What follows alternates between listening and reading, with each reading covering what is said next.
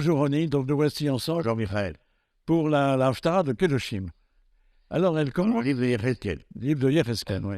Elle commence d'une manière très curieuse. Le premier verset de cette Haftarah nous dit que la 7e année du règne du roi Tzidkiyahu, le 10e jour du 5e mois, qui correspond au 10 Av dans le calendrier hébreu, qui n'est pas une date particulièrement réjouissante, ils ont voulu demander un entretien, solliciter un entretien avec Akadosh Baruch Hu. Akadosh Baruch Hu leur dit « Eh bien, moi, je ne vais pas me laisser interroger par vous. » Donc, on a un moment où la présence divine, elle est là, elle pourrait se révéler, et elle refuse. Elle refuse le contact avec les hommes. Donc, c'est une entrée en matière particulièrement déroutante et difficile. Donc, il y a des moments où Dieu refuse comme ça de parler à son peuple. Avant de répondre, je vais essayer de remettre les choses dans leur contexte, puisque tu as donné une date. Yecheskel, en moins 597, la première venue de Nabuchodonosor, on dirait l'oligarchie judéenne, y compris le prophète, sont déportés vers Babylone. L'événement dont il est question, à ce moment-là, est un événement qui se déroule à Babel. Maintenant, cet événement qui se déroule à Babel a lieu au mois de Av, mais nous ne savons encore rien parce que nous sommes, à ce moment-là, la 7e année, nous sommes à quelques années de la destruction du temple, en moins 586. Donc, il y a 11 ans qui séparent le moment où il quitte la Judée, arrive à Babylone, et le moment où le temple sera détruit. Et il dit à ce moment-là que des hommes sont venus, parmi les anciens d'Israël, sont venus consulter l'Éternel. Et Yecheskel dit, comment est-ce qu'on consultait l'Éternel? Yecheskel était avec eux. Qui m'ont-ils interrogé? Yecheskel, évidemment. Ils m'ont interrogé Yecheskel. C'est ce que le texte nous dit. La question que nous posons, qui sont-ils? Qui sont ces anciens qui sont venus solliciter l'Éternel? Et comme tu l'as bien précisé, au verset 2, ce que nous avons lu, c'est que l'Éternel, c'est pour me consulter que vous venez, par ma vie, je ne me laisserai pas consulter par vous, dit l'Éternel. Donc, bien entendu, il y a là quelque chose d'absolument étonnant, comme tu l'as précisé. La question, qui sont-ils et pour quelle raison l'Éternel les rejette de manière si brutale?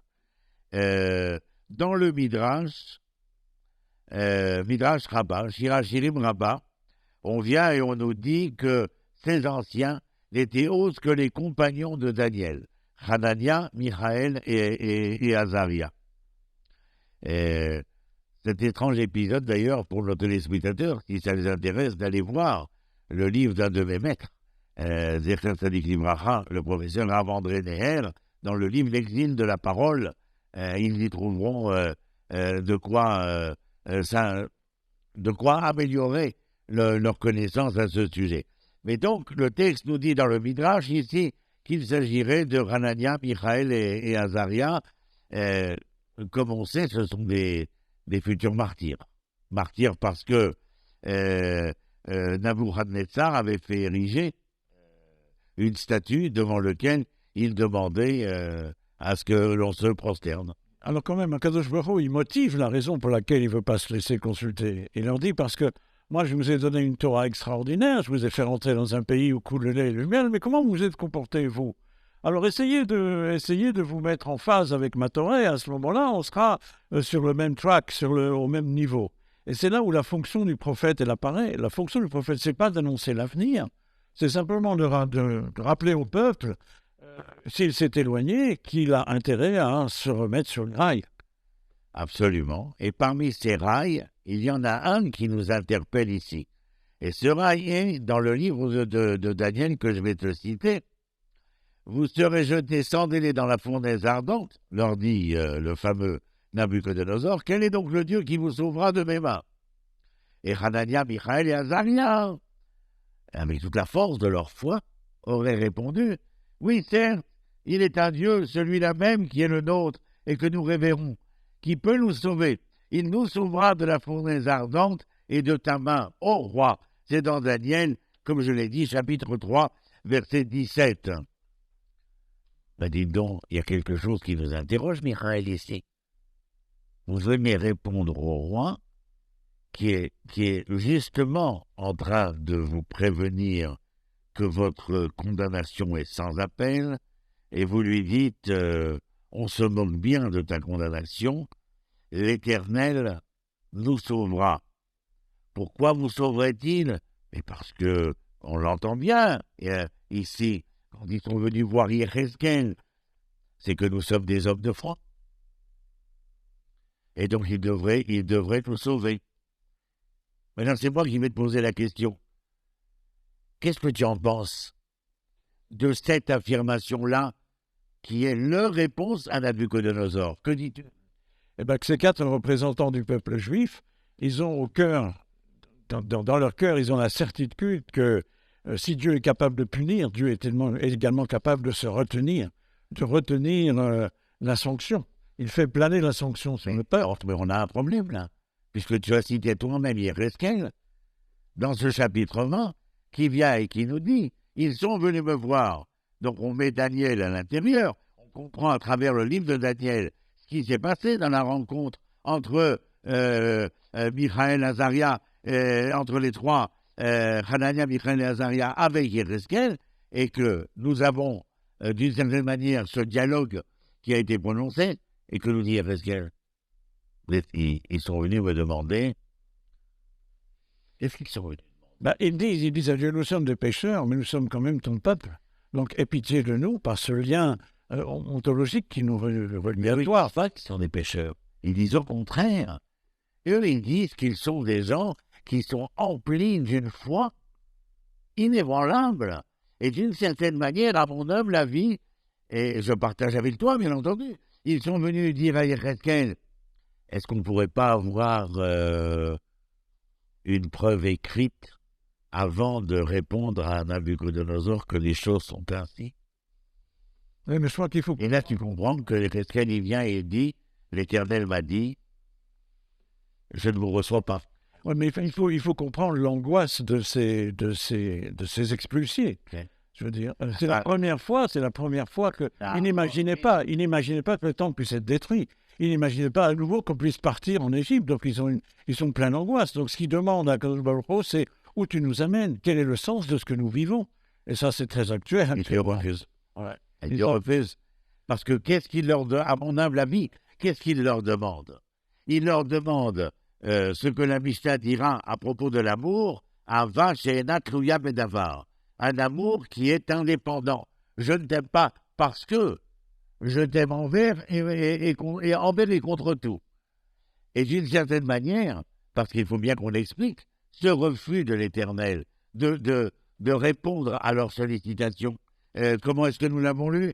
C'est pour me consulter que vous venez par ma vie. Je ne me laisserai pas consulter par vous, dit le Seigneur. C'est-à-dire qu'il n'y a pas de réponse. Le prophète a apporté la requête. Qu'est-ce qu'il dit, le prophète? Maître du monde, Hanania, Michaël et Azaria veulent endurer le martyre. Les sauveras-tu ou non? Et que répond Dieu? Non. Ah, tu as raison, Michaël. C'est une question absolument actuelle, contemporaine. Mais elle est contemporaine de toute notre histoire. Mais Dieu, quelque part, il leur répond, écoutez, moi je vous ai donné une loi extraordinaire, respectez cette loi. C'est marqué dans le verset 19, c'est moi qui suis l'Éternel, votre Dieu. Ne suivez pas les instructions de vos pères, ne gardez pas leurs habitudes, ne vous souillez pas par leurs idoles. Suivez mes instructions à moi, observez mes lois et exécutez-les. Donc quelque part, Hachem leur dit, écoutez, le sens de l'histoire, ça me regarde, moi. Vous faites ma Torah. Le sens de l'histoire, je m'en charge. Et croyez-moi, je suis capable d'assumer. Il fait appel à leur conscience. Il fait appel à leur conscience de pouvoir être et de ne pas être de ceux qui diraient. Tu sais, on a l'habitude sur nos feuilles d'écrire Beth Samer Dalet. Bessiata, avec l'aide de Dieu. Et là, dans Yéhezkel, Dieu dit non. Alors, tu sais ce que dit le Zohar, Michael? Ce n'est pas Beth Samer Dalet que nous écrivons. C'est Beth Samer, et là ça change, Lamed. Bessiata Li Shmaya. Avec l'aide que nous apportez à l'Éternel. Avec l'aide que tu apportes à l'Éternel. C'est-à-dire que si je vais, et j'abonde dans le sens sur lequel tu te trouvais, alors l'Éternel leur dit, voilà ce que vous avez entre les mains, mais ce que vous avez entre les mains, ce savoir, c'est venir et vous dire que vous avez le pouvoir de cette volonté de prendre conscience et de faire ce qui serait juste au vu et su de votre conscience remplie de foi. La foi dans le sens où nous l'avions vu la dernière fois, fidélité, confiance, vérité. C'est la polysémie du terme Emoun, Amen. Il les interpelle, et je reviens au Midrash pour te dire, et il dit, eh bien qu'il nous sauve ou qu'il ne nous sauve pas, nous sommes prêts au martyr. Évidemment, je les sauverai, dit-il à Yézéchiel, mais il ne pouvait pas se dévouer véritablement à ma cause à condition d'un miracle. Combien ça nous interpelle, Michael. La plupart d'entre nous, nous sommes toujours en train de dire Bessiata d'Ishmaïa, Beldrat Hashem, Imitse Hashem. Mais où est-ce que vous êtes? Est-ce que là, dans ce propos, il n'y a pas une interpellation dans le fait que je vous ai créé? Je vous ai créé pour être quoi? Des pantins? Des marionnettes? Ou des gens qui, porteurs des lois, des commandements, d'un entendement, seraient à même de pouvoir agir, réagir, et pouvoir ne pas venir dire, avec l'aide de Dieu, mais qui vous a dit que Dieu ne vous aidera pas? La question, elle n'est pas vis-à-vis de Dieu. La question, elle est vis-à-vis de vous. Est-ce que vous êtes capable de vous aider, de vous apporter, de vous rapporter à vous-même? Et à ce moment-là, ce sera Bessiata Li Shmaya, l'aide que nous apporterons à l'Éternel. Ce que tu dis, ça me fait penser à un film qui a eu un grand succès il y a quelques années, qui s'appelait Jumanji, où on voit des enfants qui sont en train de jouer, et tout à coup, le jeu qui manifeste un jeu d'enfant, où on avance des pions, etc., ce jeu verse tout à coup dans un réel insurmontable. Il joue, il y a des bêtes, ils sont attaqués par des bêtes féroces. On peut dire que quelque part, la mise en action du savoir divin, elle provoque l'arrivée dans le monde d'une énergie divine qui va transformer le réel. Un peu de la même manière que dans le film de Jumanji, lorsqu'on arrivait sur une case où on devait être mangé par un lion, de la même manière, quand on met un passouk de Torah, quand on l'exécute, quand il y a une exécution collective du passouk, il y a une énergie spirituelle d'en haut qui modifie le monde et qui fait le tikkun du monde, la réparation du monde. Et là, on accomplit notre fonction. Merci. Merci, Ronnie.